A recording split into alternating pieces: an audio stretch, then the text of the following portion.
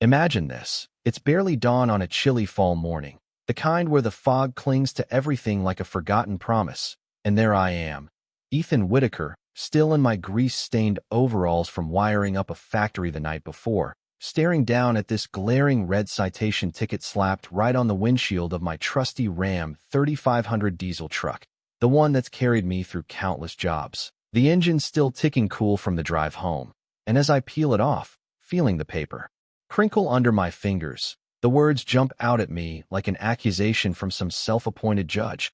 Prohibited commercial vehicle in residential zone. Per Maplewood Association Covenant Section 8.2, fine $75, doubles every week until removal.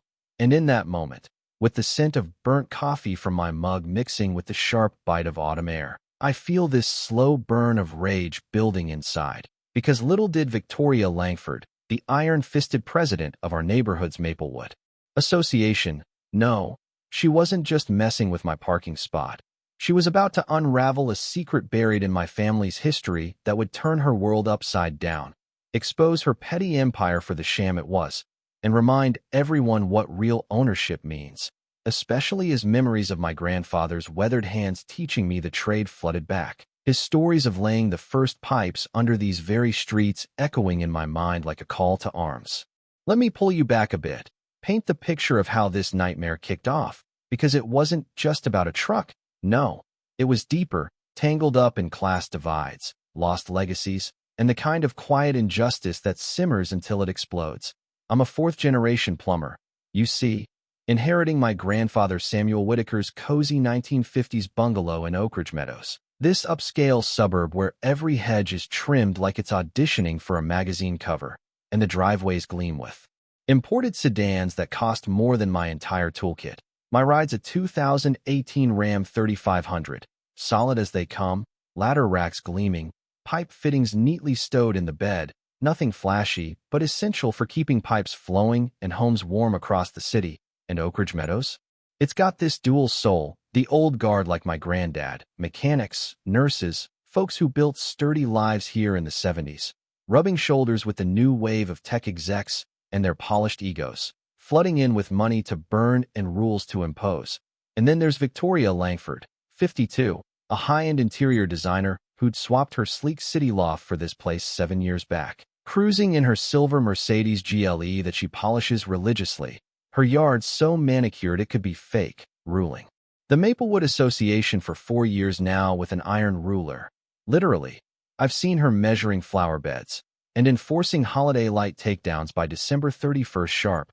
She's that type, the one who turns neighborliness into a battlefield, her voice always carrying that edge, as if every conversation was a negotiation she intended to win. It all ignited on a grueling Wednesday, after I'd wrapped a 14-hour gig unclogging drains in an ancient office building. The sort of back-breaking labor that keeps society running smooth, sweat-soaked and bone-tired, dreaming of a hot shower as I navigated the quiet streets home, and I pulled into my driveway, exhausted but proud, only to wake the next day to that ticket fluttering like a taunt. Commercial vehicles banned. Initial penalty $75. Escalation to $150 per week, 7-day grace period. And standing there, steam rising from my breath in the crisp light, hearing the distant chime of Mrs. Harlow's garden bells next door, this wave of fury crashes over me, raw and unfiltered, echoing the loneliness I'd felt since losing my partner 4 years ago. A reminder that some fights hit harder when you're already bruised inside. The ticket's ink seeming to mock the calluses on my hands, symbols of honest toil she deemed unworthy. So that night, I march over to Victoria's door, knocking firm, and she peeks through the glass like I'm some intruder, not even unlatching it fully, as if my muddy boots might sully her pristine tile entryway. Standards must be upheld, Mr. Whitaker. She clips in that superior drawl, the kind reserved for those she deems beneath her. This isn't an industrial yard. And I try explaining, voice steady despite the storm inside, that this truck's my lifeline, my breadwinner, but she just waves it off with, perhaps a more fitting community would suit you better. The aroma of her lavender diffusers wafting out, clashing with the impending storm clouds, her heels echoing as she retreats, and right then, in the gathering dusk, it clicks. This isn't about rules, it's about exclusion, about erasing roots like mine, my family's 80 years here, in favor of her shiny facade, a facade that hid her own insecurities, perhaps from a life of climbing social ladders only to find them slippery. What Victoria never dug into in her rush to wield power was the depth of those roots. My grandfather Samuel snagged this plot in 1952 when it was raw fields and ambition. A skilled plumber who'd laid pipes for most of the original homes, teaching my dad the trade right here, raising me amid these walls that hold echoes of laughter and lessons. This house isn't just bricks, it's bloodline, filled with faded photos of family barbecues and toolboxes passed down like heirlooms. But she was about to learn some bloodlines run like underground rivers, powerful and unseen. And as I trudged back, leaves crunching underfoot like whispers of warning, I sensed the tide turning. Though she pushes harder, a certified mail bomb landing 2 days later. Ultimate warning. Remove offending vehicle within 36 hours. Additional infractions noted.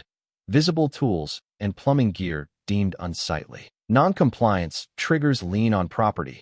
Copied to the Maplewood Association Board and Oak Ridge Management Group, and calling my granddad's vintage pipe wrench unsightly. That's rich, coming from someone whose idea of work is rearranging cushions, but plumbing's taught me patience. Diagnose before you dive in. So I head to the county archives, where a kind clerk named Eleanor pulls dusty files smelling of time and truth. Samuel's 1952 deed, yellowed but solid, versus the association's 1998 charter, sleek but mismatched on street boundaries, a red flag waving. Hinting at overreach nobody's questioned till now, the clerk's knowing smile suggesting she'd seen. Similar discoveries unearth buried truths. Tip for you out there. Always cross-check association powers against original deeds at your local records office. Tons overstep because folks don't push back. And while I'm piecing this puzzle, Victoria calls the cops, non-emergency line, and Officer Ramirez rolls up, looking as eager as a man dragged to a tea party, inspects my truck, nods at the clean papers.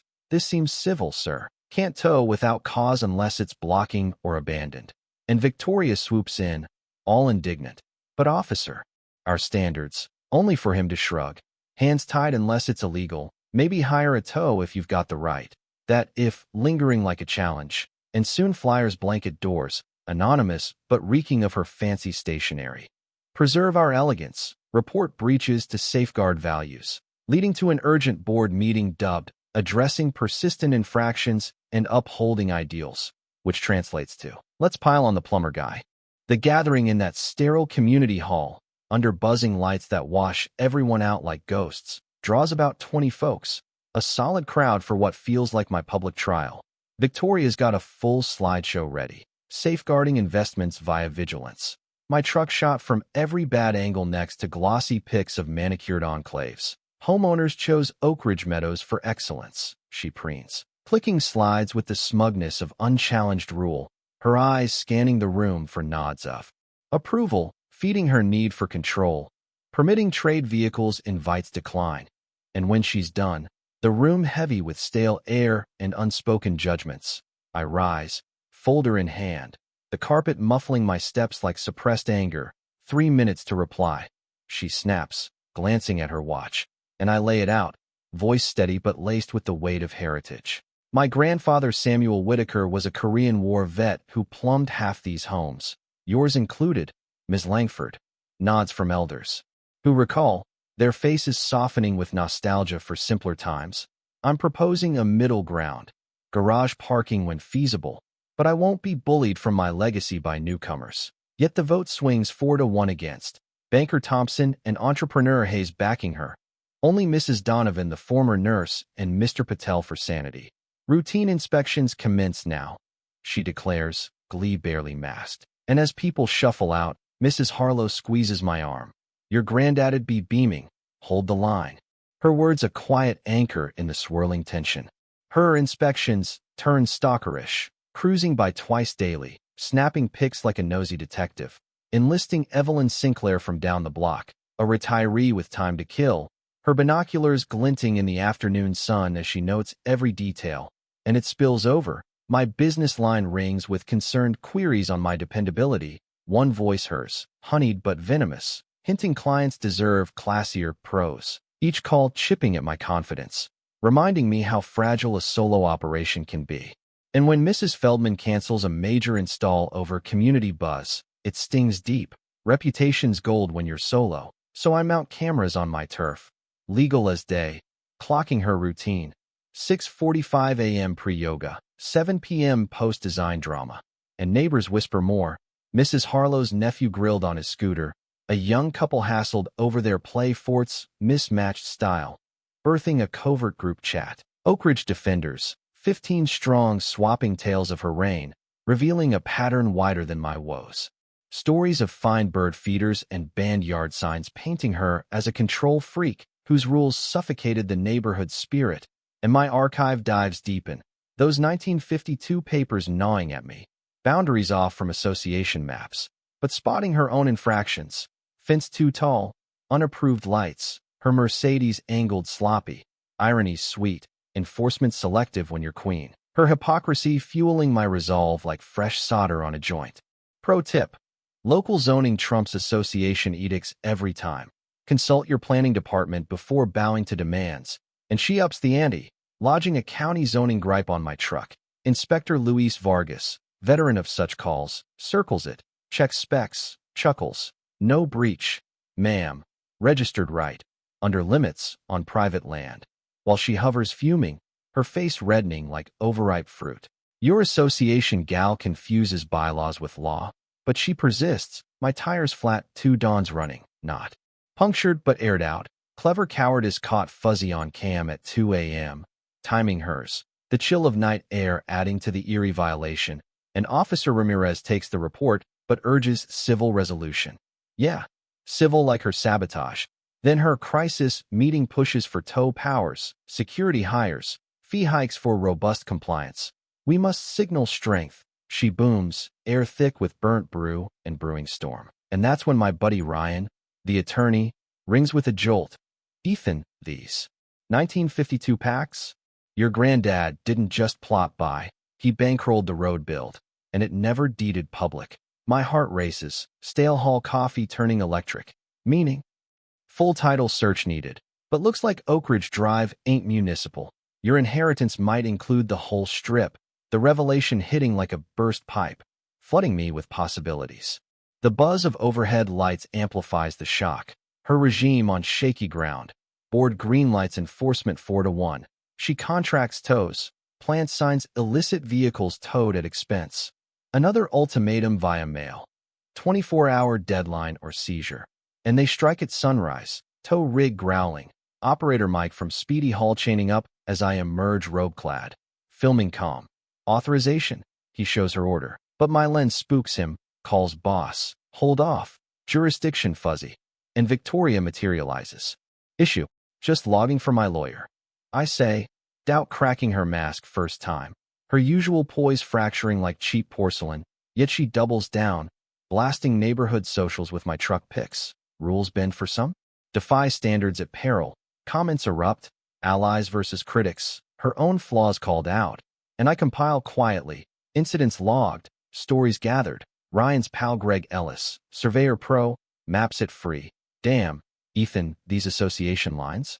Way off originals, not even near. Tip. Surveys trump assumptions, expose hidden rights, overriding overreach.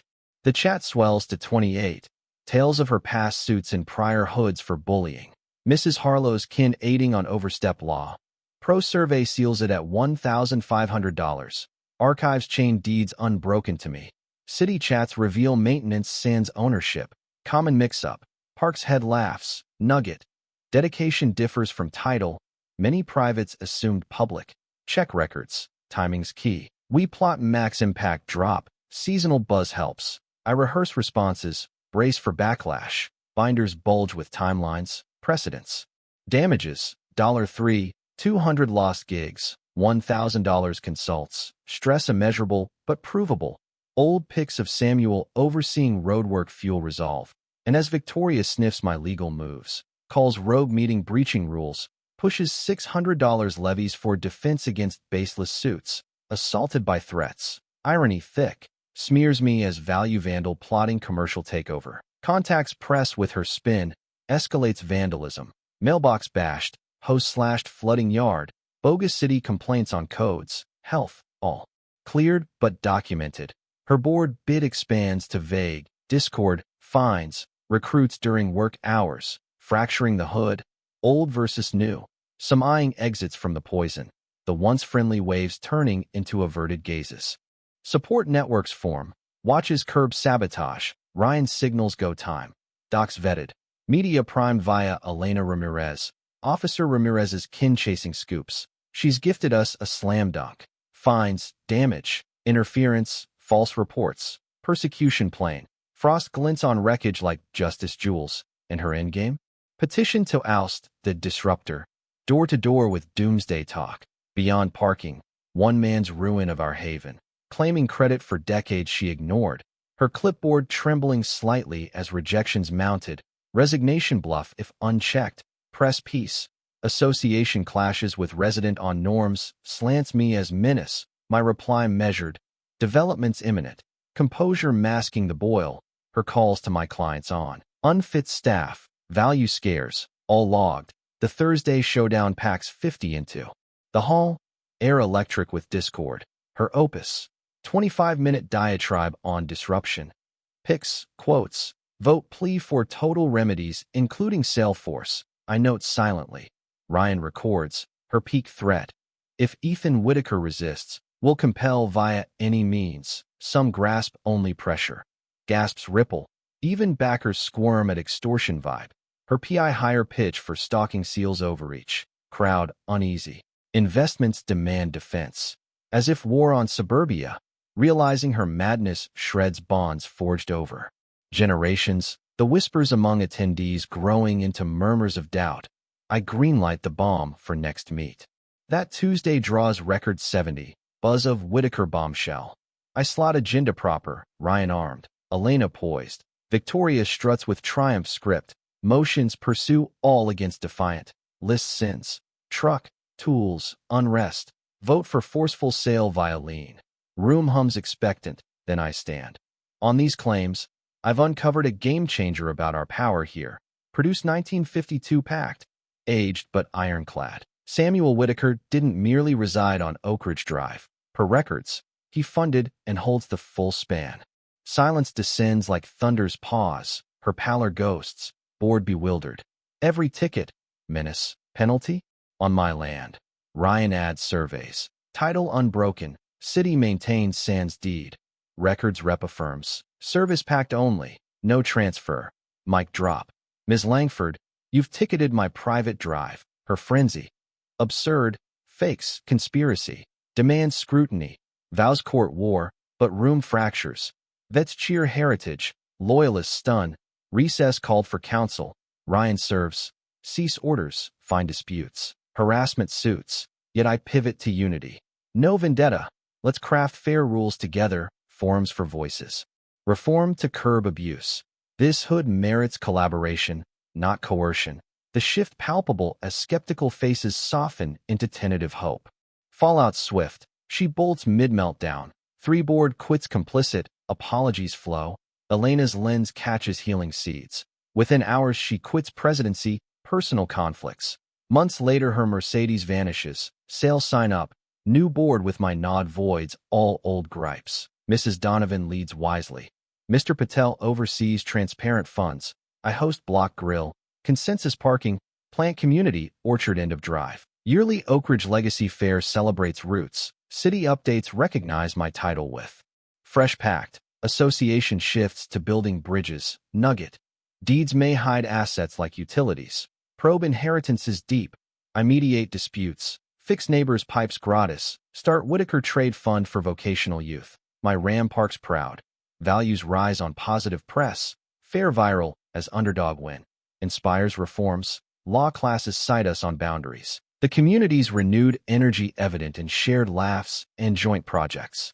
In the end, watching kids frolic in the orchard under leaves my granddad envisioned. I grasp he built more than infrastructure. A resilient bond weathering tyrants. The wind whispers closure, neighbors chat freely. Victory and unity restored. not vengeance alone, the scars of conflict fading into stronger ties. But tell me, was this justice served, or overkill in the name of legacy? Where do you draw the line between standing firm and seeking payback, especially when family's honor's at stake? Drop your thoughts below, and from where you're watching, because these stories spark debates on right, wrong, and the gray in between.